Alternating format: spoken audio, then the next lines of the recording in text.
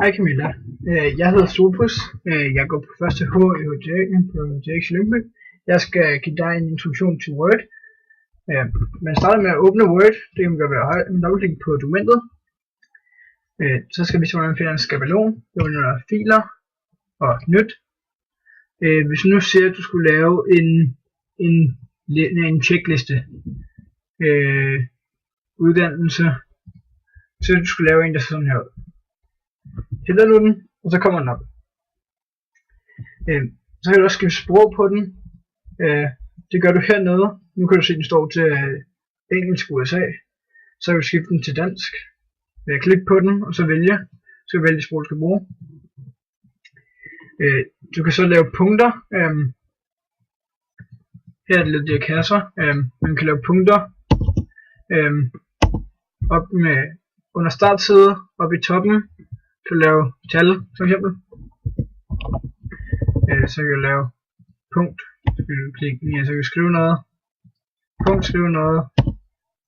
Nyt punkt, skrive noget. Nyt punkt. Så kan du indsætte en tabel under indsæt tabel. Så kan du lave en.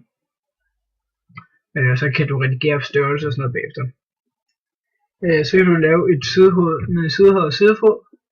Under indsæt også, så kan du sidehoved. Så kan du vælge noget, så kan du skrive noget der. Du kan så lave det samme, så du laver noget med sidefod. Du kan også vælge lave sidetal her. Så kan du selv vælge, hvor det skal stå henne.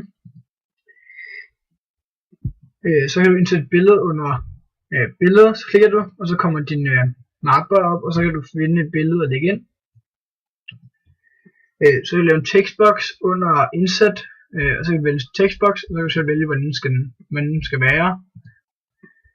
Og så kan du følge rundt på den tekst. Så kan du rette margerne, så den er lige i begge sider af din side. Gør den under startside og under juster. Og det vil så tage størrelse mellem ordene og gøre dem større, for at den er lige langt ude i siden. Vi kan lige prøve. Så vil den tage afstand mellem ordene for siden, afstand ud i siden, det kan blive lige langt. Så kan man kan så lave sideskift. Hvis nu for eksempel siger, at det her skal på den side, så går der ind under side layout, skift side, så ned på den side. Du kan lave en fodnote. Hvis du går under referencer, indsæt fodnote, så kommer den ned her, en fodnote. Så kan du lave en indholdsfortegnelse, også under med referencer, så en indholdsfortegnelse. Og den kan du så lave, alt efter om du vil lave den manuelt, eller du kan lave den, så den tager efter typografi, så der overskrift 1 vil stå ude i siden, og så 2. For eksempel her, der er opgaver og en indkøbsliste, det er blevet skrevet med en speciel skrift, så jeg vil stå her under indholdstegnelsen. Man kan så også indsætte en kommentar, så kan man gennemse og en ny kommentar.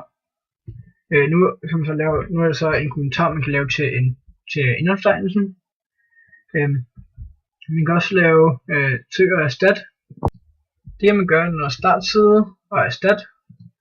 For eksempel nu vil jeg gerne tage alle steder, der skole og lave om til at stå opgaver. Så ser vi 5. Så har vi for eksempel der, så vil erstat. Og man kan se, der er blevet, det skiftet til et andet ord. Så kan man også indsætte kolonner. Det gør man under sidelayout, kolonner, så man vælger mange kolonner man vil have. For eksempel kan man have 2. Ja, det var så min introduktion til Word. Jeg håber du er blevet klogere.